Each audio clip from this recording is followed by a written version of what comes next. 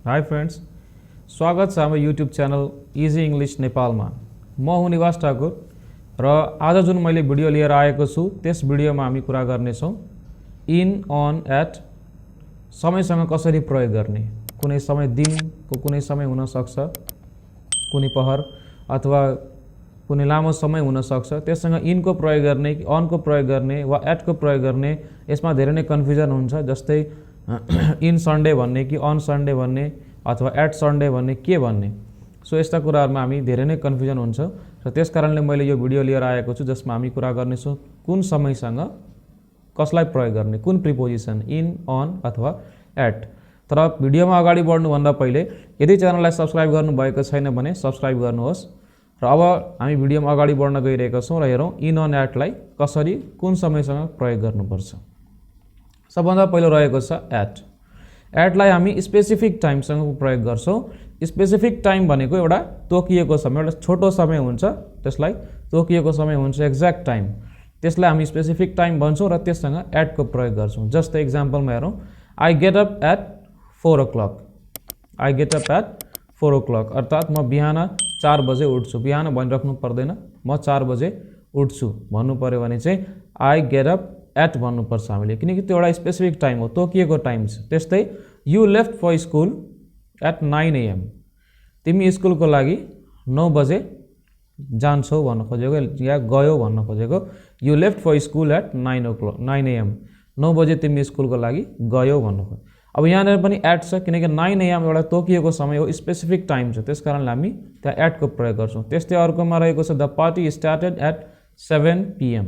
7 बजे पार्टी सुरु भयो, एक्ज्याक्ट टाइम छ 7 PM, त्यसैले एटको प्रयोग भयो। त्यस्तै ही अराइभ्ड होम एट मिडनाइट। मिडनाइट पनि एउटा तोकिएको समय, एउटा सानो छोटो पहर हो, त्यसकारणले त्यहाँ एटको प्रयोग भएको छ। ही अराइभ्ड होम एट मिडनाइट। सो मिडनाइटलाई चाहिँ एउटा वर्डको रूपमा हामी यादै राखौँ, यसलाई मिडनाइटसँग जहिले पनि एटको प्रयोग नै गरिन्छ। अर्को छ होलिडे पिरियड अर्थात् बिदाको केही दिनहरू छन् भने के एउटा समय हुन्छ बिदा पाउने, ती बिदाको समय छ भने त्यसमा पनि हामी एटको प्रयोग गर्छौँ।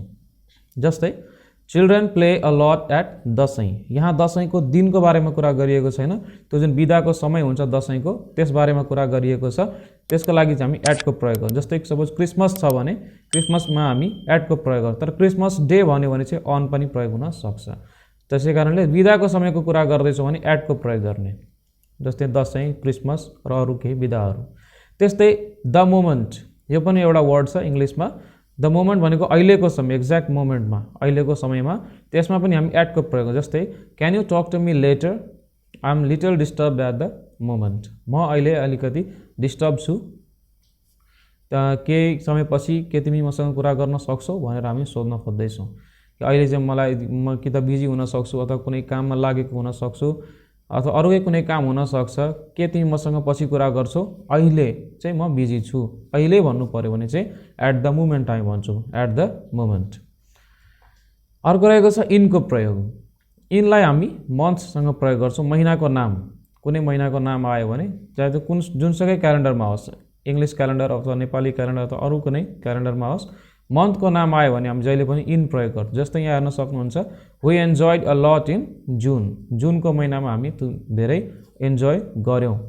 सो जुन भनेको एउटा मन्थको नाम हो, सो त्यसमा हामीले इनको प्रयोग गर्यौँ। अरू नै कुनै मन्थ, जस्तै अगस्त छ भने अगस्तसँग पनि इनको प्रयोग गर्ने, जनवरी, फेब्रुअरी, कुनै पनि मन्थ लिनुहोस्, वैशाख, जेठ, कुनै पनि, त्यसमा हामीले इनको प्रयोग गर्नुपर्ने हुन्छ। सो मन्थको नामसँग जहिले पनि इनको प्रयोग हुन्छ। त्यस्तै अर्को छ इयर्स भनेको कुनै वर्षको हामी नाम लिँदैछौँ भने अथवा कुनै नम्बर भन्दैछौँ भने इयर्सको, त्यसमा पनि इनको प्रयोग गर्ने।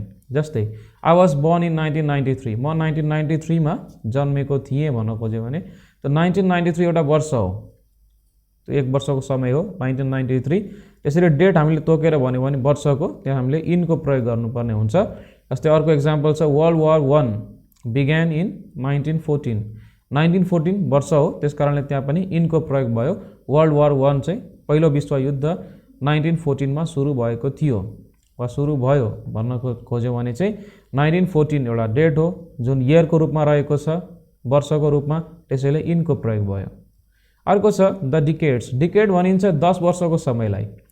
10 वर्षको एउटा समयलाई हामी चाहिँ डिकेड्स भन्छ जस्तो 90s 60s 40s यसरी भन्यो भने 40 देखि लिएर 41 42 43 यस्तो 49 सम्म हामी 40s को डिकेड्स भन्छौँ अथवा 10 वर्ष भन्छौँ। सो 10 वर्षको समय डिकेड्सलाई यदि हामी प्रयोग गर्दैछौँ भने त्यहाँ पनि हामीले इनको प्रयोग गर्नुपर्ने हुन्छ। जस्तै music was great in 90s भनेको 1990s तिर चाहिँ म्युजिक धेरै नै राम्रो हुने गर्थ्यो। So music was great in 90s। र अर्को कुरा यहाँ ध्यान दिनुपर्ने छ 90s लेखेपछि 90 भन्दा जस्ट पहिले हामीले एपोस्ट्रोफी को प्रयोग गर्नुपर्ने हुन्छ। कतिपय ठाउँमा हामी 90 पछाडि एपोस्ट्रोफी अनि एस को प्रयोग गरिदिन्छौँ, त्यो चाहिँ मिस्टेक हुन जान्छ। हामीले 90s लेख्ने 90 भन्दा पहिले नै हामीले चाहिँ एपोस्ट्रोफी को युज गर्नुपर्छ। So music was great in 90s। अथवा यसलाई पुरै नाम दिनु छ life was not easy in 1940s। Life was not easy in 1940s पुरै नाम दियो भने चाहिँ 1940s भनेर भन्न सक्छौँ। अथवा 19 जस्तै 1940s भनेको 1941 1942 यसरी 40s को समय थियो। अथवा सर्टमा भन्नु पर्यो भने 40s पुरै भन्नु छ 1940s, तर पुरै भन्दा चाहिँ एपोस्ट्रोफी को युज हुँदैन। त्यस्तै अर्को हेरौँ द सेन्चुरिज। द सेन्चुरी भनेको जस्तै डिकेड भनेको 10 वर्ष थियो भने सेन्चुरी भनेको 100 वर्ष। सो 100 वर्षको बारेमा हामी के भन्दैछौँ भने त्यहाँ पनि इनको प्रयोग गर्ने। जस्तै we are living in the 21st century. We are living in the 21st century. हामी 21औं शताब्दीमा बाँचिरहेका छौँ भन्न खोजेको। So we are living in the 21st century. यहाँ पनि इनको प्रयोग देख्न सक्नुहुन्छ। त्यस्तै सिजनसँग मौसमहरूसँग प्रयोग गर्नु छ भने इनको प्रयोग हुन्छ। जस्तै it doesn't snow here in winter. विन्टरमा जाडोको मौसममा यहाँ स्नो हुँदैन। त्यस्तै do you have लङ्गर days in summer. कसैसँग हामी सोध्दैछौँ तिमी बस्ने ठाउँमा समर भनेको गर्मीको महिनामा दिनहरू ठुला हुन्छन्, किनकि दिन कहिले ठुलो कहिले सानो हुन्छ। त्यस कारणले यहाँ क्वेसन सोधियो do you have लङ्गर days in summer, के तिमी बसेको ठाउँमा समरमा लामो दिनहरू हुन्छ। सो समर भनेको एउटा सिजन हो, त्यसैले यहाँनिर समरसँग इनको प्रयोग भयो। त्यस्तै अर्को रहेको चाहिँ टाइम पिरियड। एउटा कुनै अघि चाहिँ हामीले एक्ज्याक्ट टाइम भनेको थियो, अब चाहिँ टाइम पिरियड छ, केही समयको अवधि छ भने। जस्तै इक्जाम्पलमा हेरौँ in I will be back in 10 minutes. I will be back in 10 minutes. 10 minute भनेको एउटा निश्चित एउटा अवधि हो समयको। त्यस कारणले यहाँनिर हामीले देख्न सक्नुहुन्छ इनको प्रयोग गर्यौँ हामीले। सो यहाँनिर I will be back in 10 minutes. त्यसै I completed my English course in 3 months। 3 months भनेको एउटा अवधि एउटा समय हो।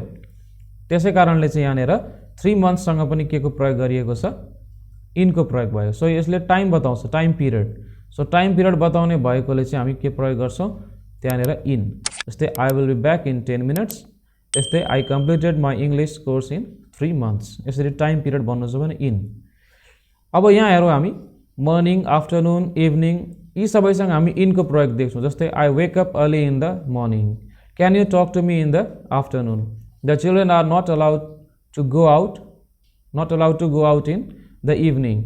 सो यी सबैसँग हामी इनको प्रयोग गर्छौँ। मर्निङ आफ्टरनुन इभिनिङ यी सबैसँग इनको प्रयोग। तर नाइटसँग चाहिँ हामी एटको प्रयोग गर्छौँ। जस्तै I enjoy reading book at night. राति म पढ्न रुचाउँछु किताबहरू। सो एट नाइट हुन्छ। नाइटसँग चाहिँ हामीले एट, बाँकी मर्निङ आफ्टरनुन र इभिनिङसँग इनको प्रयोग हुन्छ। अब यी सबैसँग यदि हामीले डे को प्रयोग गऱ्यौँ भने, कुनै डे को नाम लियौँ भने चाहिँ फेरि अनको प्रयोग हुन्छ। जस्तै she will come on Sunday evening. अब यहाँनिर इभिनिङ त छ, तर इभिनिङ भन्दा पहिले डे को नाम आएको सन्डे, र सन्डेसँग हामी जहिले पनि अनको प्रयोग गर्छौँ डेसँग। त्यस कारणले यहाँ अन लगाउनु पर्यो। On Sunday evening, on Sunday morning. यसरी हामी मर्निङ आफ्टरनुन इभिनिङ नाइट केही पनि प्रयोग गऱ्यौँ भने र त्यसभन्दा पहिले डे को नाम लिँदैछौँ भने हामीले अनको प्रयोग गर्नुपर्छ। त्यस्तै हेरौँ डेजको बारेमा भर्खरै हामीले हेरौँ स्याटरडे सन्डे मन्डे यस्तो कुनै डे छ भने अनको प्रयोग हुन्छ। Why didn't you arrive on Sunday. My friend will come on Saturday. यसरी यी दुवै इक्जाम्पलमा देख्न सक्नुहुन्छ डेसँग हामीले अनको प्रयोग गरेका छौँ। त्यस्तै डेट्स रहेको छ, कुनै एक्ज्याक्ट डेट तोकेको छ भने यति गते यति तारिक भनेको छ भने चाहिँ अन। जस्तै his grandfather died on March 15th। March 15th मा उसको हजुरबुवा खस्नुभयो, यसरी भन्नु छ भने चाहिँ अनको प्रयोग हुन्छ। त्यस्तै we hired him on January 1st।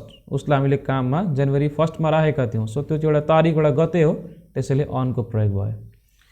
र यता साइडमा देख्नुहुन्छ विकेन्ड। विकेन्ड भनेको हप्ताको अन्तिम दिन। त्यससँग हामी एटको पनि प्रयोग गर्न सक्छौँ, अनको प्रयोग गर्न पनि सक्छौँ। यहाँ चाहिँ ब्रिटिस र अमेरिकन इङ्ग्लिसको मात्र फरक छ। ब्रिटिसमा एटको प्रयोग हुन्छ, अमेरिकनमा अनको प्रयोग हुन्छ, त्यति मात्र हो। हामी जुनै पनि प्रयोग गर्दा हुन्छ। विकेन्डसँग चाहिँ हामी एट र on, so we are going on picnic at weekend अथवा अन विकेन्ड भन्न सक्छौँ। सो यसरी हामीले युज देख्यौँ इन, अन, एटको। यसमा छोटकरीमा एकचोटि हेरौँ हामी सबैलाई। एटलाई स्पेसिफिक टाइम, होलिडे पिरियड, बिदाको समय र द मोमेन्टसँग प्रयोग गर्छौँ। त्यस्तै इनलाई हामी मन्थ, इयर, डिकेड्स, एउटा कुनै पिरियड अफ टाइम छ भने त्यसमा हामी प्रयोग गर्छौँ। Month, year, decade, century, season, मौसममा, टाइम पिरियड छ भने एउटा अवधि छ भने त्यसमा। त्यस्तै अनको प्रयोग चाहिँ के छ, डेसँग र डेटसँग, यी दुईवटा कुरासँग हामी अनको प्रयोग गर्छौँ। सो यसरी हामी अब सायद कन्फ्युजन हुँदैन होला यो भिडियो हेरेपछि। सो इन, अन, एटको जेनरली हामी यसरी प्रयोग गर्छौँ यी टाइमहरूसँग। भिडियो राम्रो लागेमा लाइक गर्नु होला र कमेन्टमा यदि सक्नुहुन्छ भने एटलिस्ट इन, अन, एट मध्ये कुनै एउटाको सेन्टेन्स बनाएर कमेन्टमा लेख्नुहोस्, अथवा तिनटैको छ भने तिनटैको लेख्न सक्नुहुन्छ। र यदि च्यानललाई सब्सक्राइब गर्नुभएको छैन भने अहिले नै सब्सक्राइब गरिहाल्नुहोस्। आउने भिडियोहरू सजिलै र सबभन्दा पहिले तपाईँसम्म पुग्न सक्नेछ। तबसम्मका लागि thank you, goodbye, take care and keep learning.